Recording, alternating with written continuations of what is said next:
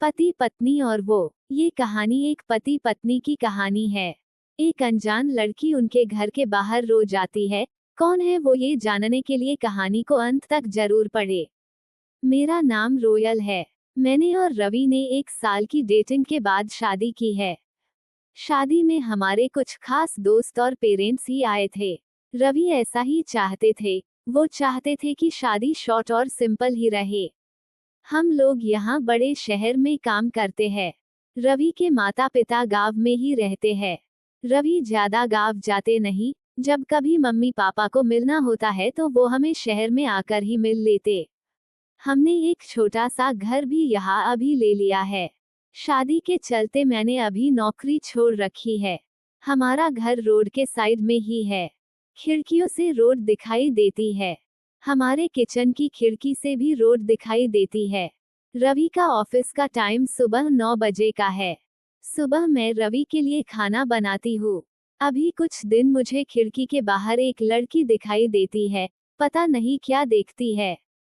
आज फिर मेरी नजर खिड़की के बाहर गई। रोड के दूसरी तरफ वही लड़की थी, ज्यादा उम्र की नहीं थी, 26 की होगी। हमारे घर की तरफ आज फिर से देख रही थी। पहले दिन मैंने सोचा कि कोई होगी, लेकिन वो 3 से 4 दिन से लगातार आती मुझे दिखाई दे रही है। मैंने मन में सोचा कि जाकर उससे बात करूं, शायद किसी और का घर समझकर हमारे घर की ओर देखती रहती होगी। सुबह रवि सोए हुए थे। वो फिर वही दूर खड़ी दिखाई दी। इस बार मैं बाहर गई। मुझे अपनी ओर आता देख वो और घबरा गई।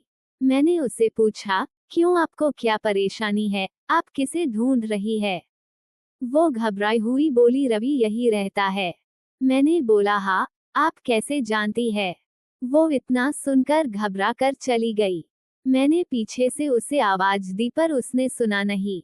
मैं अपने घर में वापस आ गई। मेरे आने पर रवि उठ गए थे। पूछा, कहाँ गई थी तुम? मैंने बोला, पता नहीं, एक लड़की है, वो हमारे घर की तरफ देखती रहती है। मैंने जब जाकर उससे पूछा तो तुम्हारा नाम भी जानती है। तुम किसी गोरी सी सुंदर लड़की को जानते हो। रवि यह सुनकर भड़क गए। बोले, पागल हो क्या, कोई कुछ भी बोलेगा और तुम मान लोगी। लेकिन ये सुनने के बाद रवि के चेहरे का रंग जरूर उड़ गया था। मेरे भी दिमाग में कुछ कुछ चलने लगा। रवि जब शाम को आए तब मैंने इस विषय में कोई बात नहीं की। अगले दिन मैं सुबह उठी तो रवि पहले से उठ गए थे। मैं किचन में गई तो किचन की खिड़की लगी हुई थी और बड़ी मुश्किल से खोलने पर खुलती थी। मैं कोशिश कर रही थी लेकिन ऊपर वाली कुंडी मुझसे नहीं खुली। मैं हमेशा नीचे की कुंडी से खिड़की लगाती थी, लेकिन आज खिड़की की ऊपर वाली कुंडी भी लगी हुई थी। मैंने कैसे भी कुंडी खोली और खिड़की खोली तो मैं देखकर हैरान रह गई। रवि उस लड़की से वहां जाकर बात कर रहे थे। वो उस पर चिल्ला रहे थे और गुस्सा हो रहे थे। लड़की रो रही थी और रवि ने उसे उंगली दिखाकर जाने को कहा। ये सब देखकर मैंने खिड़की बंद कर दी, ताकि रवि को लगे नहीं कि मैंने उसे यह करते देखा है। रवि फिर घर में आ गए। मैंने ऐसे जताया जैसे कि मैंने कुछ देखा ही नहीं है। अब मुझे ना जाने कैसे कैसे ख्याल आने लगे। रवि मुझसे क्या छिपा रहा है? मैंने रवि से शादी करके कोई गलती तो नहीं की। आखिर वो लड़की कौन है और रवि उस पे इतना गुस्सा क्यों हो रहे थे? रवि के जाने के बाद मैंने रवि के सारे दोस्तों को, जिन्हें मैं भी जानती थी, उन्हें फोन किया। लेकिन किसी को भी उस लड़की के बारे में नहीं पता था। मेरी समझ में नहीं आ रहा था कि क्या हो रहा है। रवि से पूछना चाहती थी लेकिन मुझे पता था कि वो झूठ ही बोलेगा। उसके बाद मैंने उस लड़की को घर के आसपास नहीं देखा। ये सब सोचते सोचते मेरी तबीयत बिगड़ने लगी। रवि मुझे बोलता था कि क्या हुआ, अपना ख्याल रखो, डॉक्टर के पास जाओ। लेकिन अब मुझे उसकी बातें बिल्कुल अच्छी नहीं लग रही थी। एक दिन जब मेरी हालत ज्यादा खराब हुई तो मैं ऑटो लेकर पास के बड़े अस्पताल गई। डॉक्टर से अपनी दवाई लेने के बाद मैं अस्पताल के पार्क में बैठी थी। अस्पताल में मुझे वो लड़की फिर दिखाई दी। उसे देखते ही जैसे मेरी बीमारी पता नहीं कहाँ भाग गई।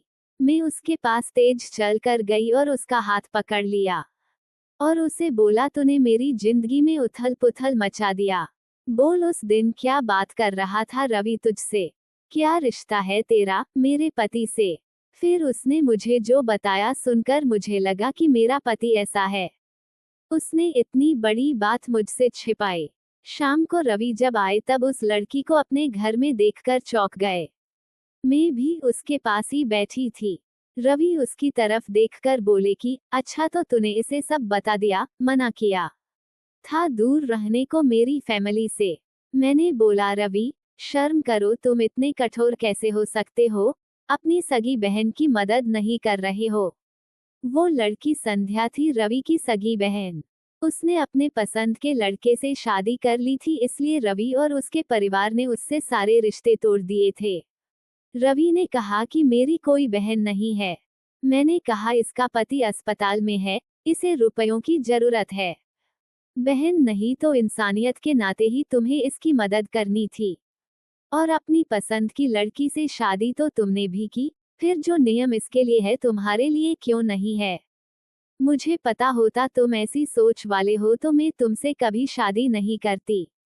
जिसको बहन के आंसू नहीं पिघला सके उस आदमी के सीने में दिल नहीं हो सकता। इतना कहकर मैंने अंदर से अपने सारे गहने लिए और संध्या के साथ जाने लगी। हमें जाते देख रवि फूट फूट कर रोने लगा। संध्या भी उन्हें देख रोने लगी।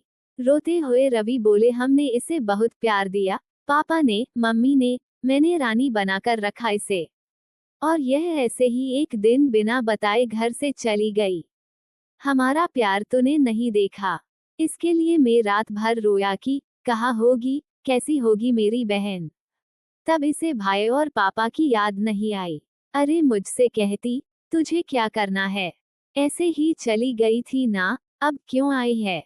बहन भी बोली, भैया मुझे लगा आप लोग नहीं मानेंगे। उन दोनों भाई बहन को रोते देख मेरी आंखें भी भर आई।